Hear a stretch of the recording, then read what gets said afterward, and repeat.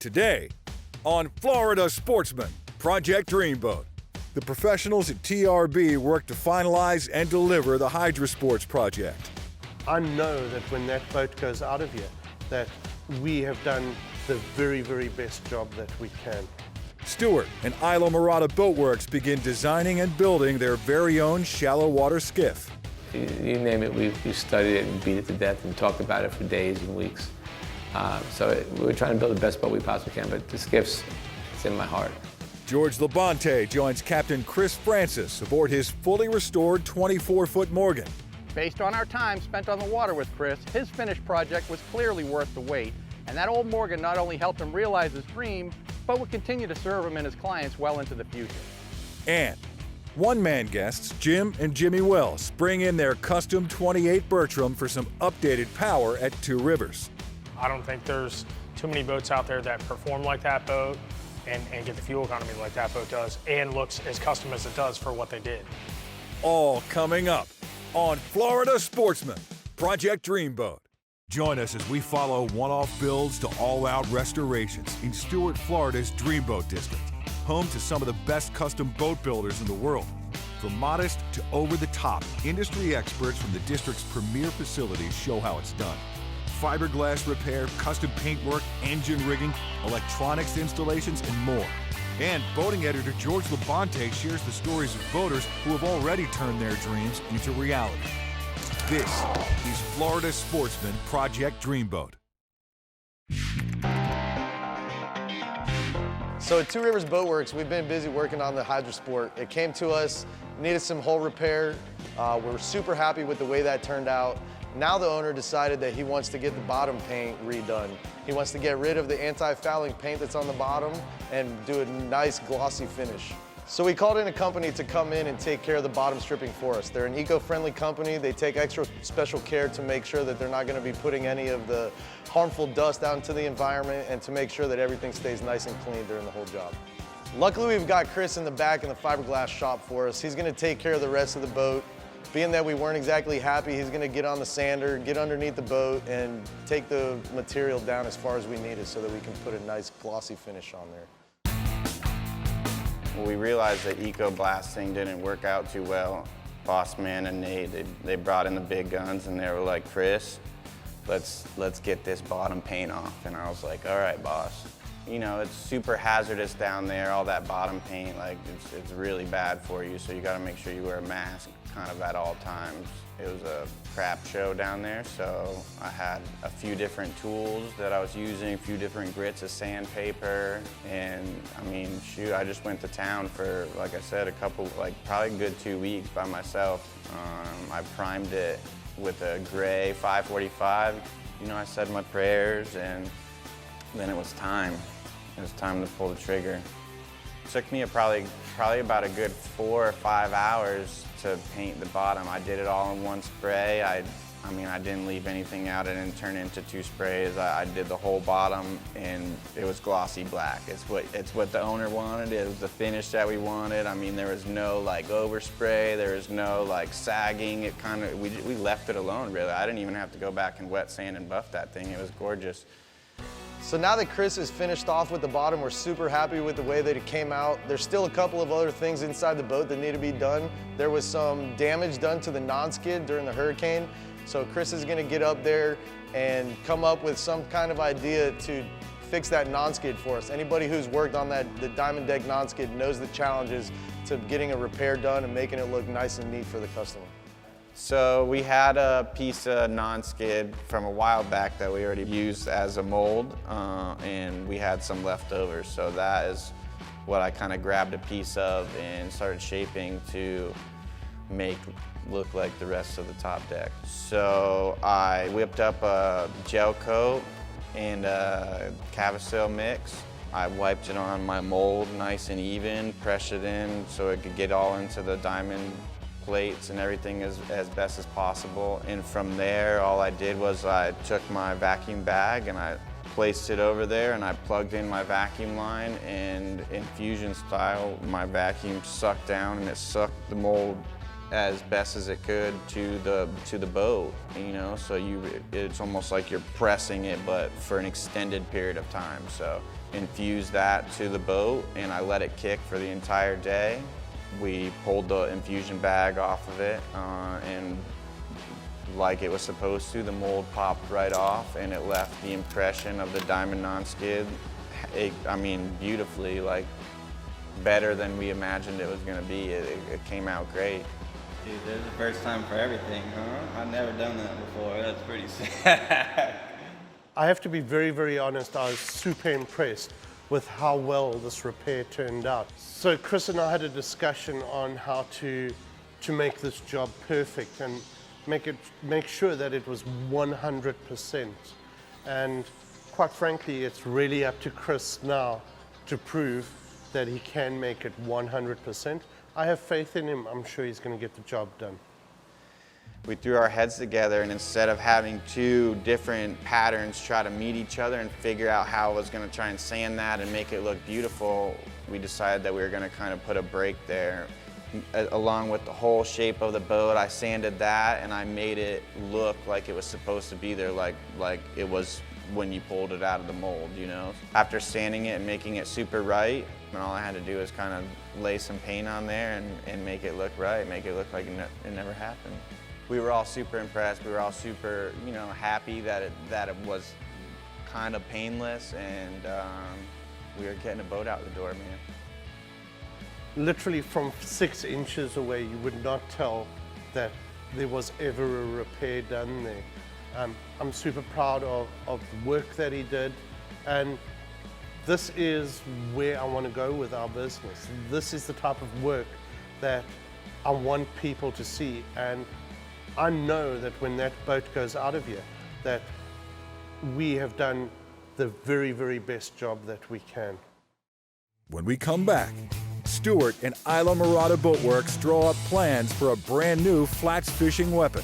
This segment brought to you by Two Rivers Boatworks. Exceptional design, quality, and craftsmanship. Dreaming of transforming your boat into the envy of the fleet? The experts at Two Rivers Boatworks are dedicated to customizing your boat to your specific needs and personality.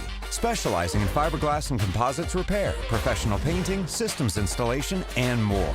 Founded by boating enthusiasts, we understand the enjoyment of being on the water, offering exceptional design, craftsmanship, and quality, so you can spend more time on the water than dreaming about it. Visit our facility in Stuart, Florida, and turn your boating dreams into reality.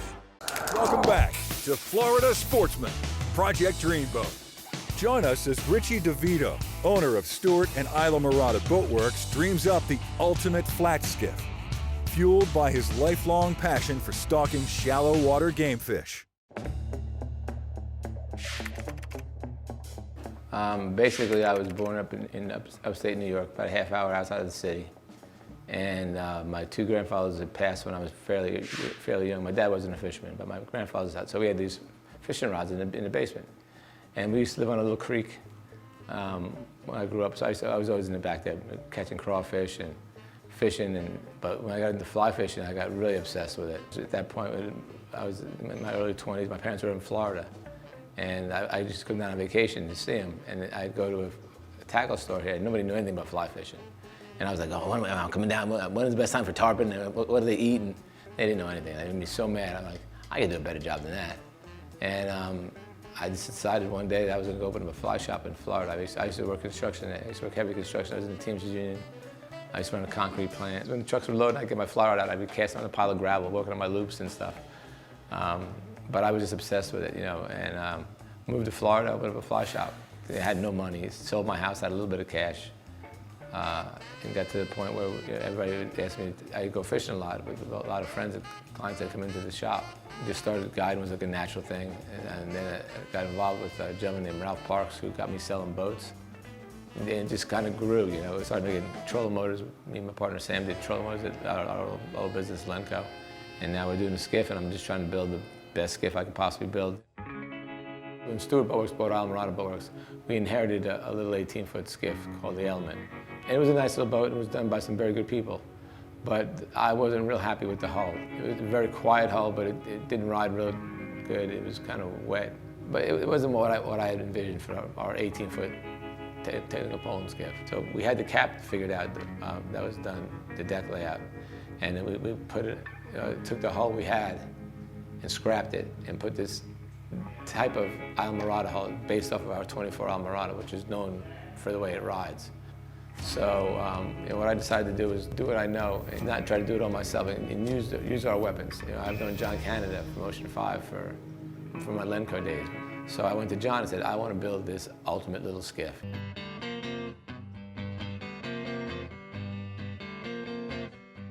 So when Richard approached us, the first thing that he did is he told us, you got to go ride on the Islamorada 24. This is the best riding boat. Trust me, you won't believe it until you ride on it.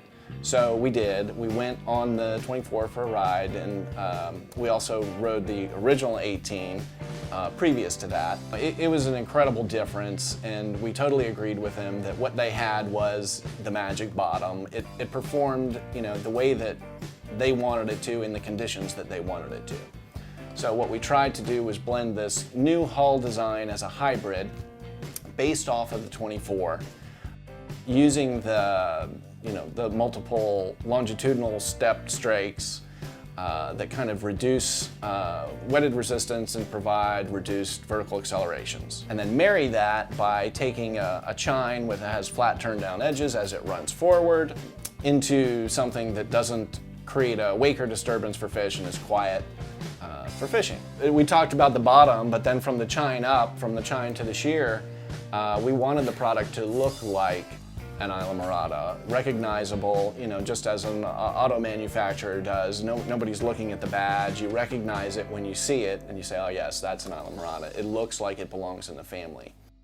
My heart is with a skiff. It's who I am. I love getting in that skiff. I don't care if I'm fishing it or pulling it or on the bow or on a pulling platform. They're just cool little boats. You can do so much with them. They're quiet, so you can get a lot closer to a fish. You don't spook fish as much. They're fun to drive. They're economical to operate. They don't burn a lot of fuel, but they're little. So you're trying to put all these little things, trying to cram all these things into a little package. So you have to kind of pick and choose what you do. So we got some pretty cool features on this boat that I think most people don't have. We put a lot of time into every aspect of it. I mean, you name it, we studied it and beat it to death and talked about it for days and weeks. So we're trying to build the best boat we possibly can, but the skiff's, it's in my heart. When we return, George LaBonte joins Dreamboat owner Chris Francis aboard his 24-foot Morgan in this week's One Man's Dreamboat segment. This segment brought to you by Armstrong. Experience the Armstrong advantage. Do you have the Armstrong advantage? In its most basic form, an Armstrong outboard bracket improves the efficiency of your outboard motor. This equates to a faster time to plane and higher top speeds. The list of advantages continue with improved maneuverability, added space, and a quieter ride. Adding a swim platform accompanied by an Armstrong boarding ladder will certainly add to your day out on the water. Isn't it time for you to gain the Armstrong advantage? Welcome back to Florida Sportsman Project Dreamboat. Join us for this week's One Man's Dreamboat segment with Florida Sportsman boating editor George LaBonte as we feature anglers who have already launched their dream. Florida Sportsman began these features 30 years ago, and the dreams just keep getting better. Where one person might be trying to save money on effecting repairs or making improvements to a boat on their own rather than hiring a professional, another just might enjoy the challenge of learning new skills and flexing their creative muscles a little bit. Yet another motivation might involve a person who has a very particular boat in mind to suit a specific purpose in their life. And in the case of today's show, that's exactly what we're up against. Join us today for a trip to meet Chris Francis, a fishing guide out of Cedar Key, Florida, where we spent some time aboard his 1988 Morgan 24. I purchased it from a guy so I could make my dream boat. Back in the day when I seen this boat for years, I tried to get it, purchase it from the gentleman, and missed the sale a couple times. And finally, in 2017, I was able to buy the boat. I picked the Morgan because there's a lot of boats out there that just don't have the beam of the Morgan. The Morgan is a really wide boat. It's a shallow drafting boat for the size boat it is, and for guiding, it has a lot of room for my clients to move around. Just freedom to move. Came out of a regular old skiff, and it's night and day difference between that, the ride, the comfort, it's just a whole lot more comfortable for my clients and stuff too. So definitely a better boat than what I had. It was a guide boat that was being used for grouper fishing. So it had the pilot house on the front, and for the type of fishing I do, the pilot house wasn't going to be the best situation for me. So I tore the pilot house off, tore the roof off, and then at that point, ripped the floor out because it was wood, and I just wanted to put everything back synthetic just so that we have no problems with rot. Me and some friends did most of it except for the floor. But we have a lot of hours on sanding, we have a lot of hours on just making it what we want. Yeah, I had a good buddy. He's a painter. He painted the motor on my boat. It's amazing. He also painted the hull and everything else on that boat. He helped me sand and fair and do all that stuff. The boat has a 200 Yamaha. It rides comfortable with what it has. That 200 pushes that thing at about 40 knots, which is pretty well for that boat. It's fuel efficient, really get good fuel mileage on that boat to go just do anything I want. Now, in addition to the usual paint work and structural repairs Chris completed on this Morgan, he also added a few simple but functional features to the boat to help make his days guiding anglers a little less complicated. I had the tower from another boat and I pulled it off and put it on this, so I actually had the guy who did the fiberglass work, he made that console fit perfect for that tower. And we do a lot of fishing, a lot of sight fishing on triple tail or some redfish, cobia, getting that tower and we could run along looking for fish. And I love it. I'd rather ride from up there than anywhere else in the boat. You can see everything, you know, just all the fish, all the turtles, everything. We also put an 84-inch trolling motor on the bow. And with that, it helps me be able to get up into shallower areas without using my big motor and tearing that thing up. I can use that trolling motor, sneak in there, keep quiet, get in there, get on some fish, and then when I do get on the fish, you know, you can hit that anchor button and it'll just hold you right there. I also put some custom tackle storage trays in the back of the boat where you can slide your tackle trays in and just makes everything clean. Put your tackle away. When you're done, you can pull out a tray, do what you have to do, fold it up, put it away, and it's out of the way, not rattling around the boat, beating around the boat. One thing we can take away from Chris's story is when you have a vision of what your dream boat will look like, it definitely pays to be patient and wait for the right one to come along before you jump into a project. The project, when I took it on, I looked around, looked at a bunch of different boats, and just knew that that boat, the way it was gonna make the boat that I needed for guiding. It just makes a big difference to just be patient, pick your boat, and if it takes you a couple years to get it, just do it, wait, and it'll come around eventually. Based on our time spent on the water with Chris, his finished project was clearly worth the wait, and that old Morgan not only helped him realize his dream, but will continue to serve him and his clients well into the future. After an initial investment of $26,000 and spending $19,000 on repairs and custom modifications, the cost of Chris's Dreamboat comes to a total of $45,000. When we return, the technicians at TRB repower a very custom 28-foot Bertram. This segment brought to you by Yamaha. Reliability starts here. An entirely new species of extreme predator is moving offshore. The Yamaha 5.6-liter V8 XTO offshore outboard. Extreme big block thrust and power in the industry's first direct injection 4-stroke.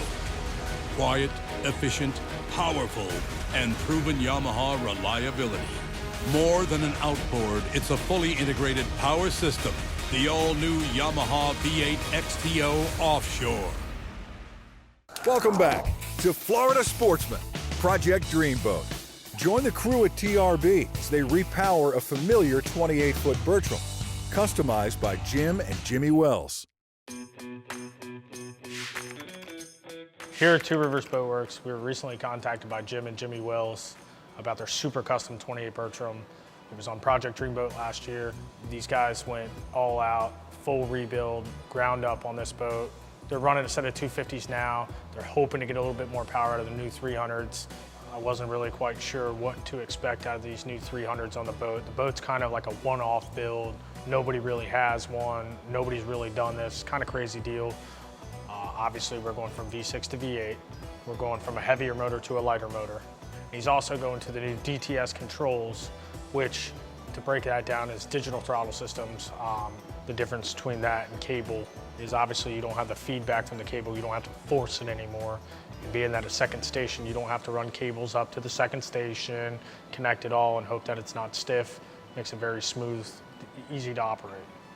Once we got everything finished up here at TRB with the boat, Jim loaded it up, took the boat down to Bobby Birdsall, down to Birdsall Marine to get a couple things, added to the boat and changed on the boat to his needs, and then took it home and he's enjoying it. We had originally built the boat with a pair of used motors that my neighbor had. So they were, by this point, about 14 years old. They were the whole start of this boat. This boat was not going to happen unless it was those engines. So, I mean, we do owe it to those things for even having this thing and diving into this wormhole of Bertrams and just turning it into center consoles and walk-arounds and all this crazy stuff. Once we proved out that the boat ran good, we decided to put new engines on it. I had seen Two Rivers really for the first time when I was on Project Dreamboat last year. Want a little bit more horsepower, so we went from two 250s to two 300s just to get a little bit higher cruise. And what we saw as well as some increased fuel economy. Runs about 8 miles an hour faster and cruises about 9 miles an hour faster. I think something that really got affected with it is the ride. It's a lot quieter, it's a lot less vibrations, it's smoother, and I think that's some credit to the controls being electronic and the technology there. It really just is, it makes docking easier, it makes just cruising easier. You got one throttle control for both engines and it just makes the boat ride so much better and so much smoother. When you're looking at a repower, it's a huge financial, it almost looks like a financial burden. You know it costs a lot of money, you know it's going to take a lot to do it, but looking in the future on what you get out of it, you get warranty, you get miles per gallon, you get everything you want out of it. And there's not much more you can take away from that if the boat outperforms the way it did before. Sum up the experience, it's hard to spend the kind of money it costs to repower, but hands down, what was a new rebuild boat it feels like a brand new boat. It's definitely worth it. Lots of compliments on the boat, but most importantly, we as a family just have really enjoyed having the new reliable engines on there. So looking forward to our first Bahamas trip and test that reliability out in that high-speed cruise. Working with these guys, they're your true die-hard Project Dreamboat guys. They're craftsmen, they can build the boats inside and out, and word on the street is they may have another project in their back pocket. Next week on Florida Sportsman, Project Dreamboat. The experts at Rocky Point Boatworks take on updating and customizing a 19-foot Twin V. George LaBonte joins Lance and Dawn Mariotti aboard their tricked-out 261 Mako. And the technicians at Two Rivers supply fresh horsepower for a speed-hungry bass angler.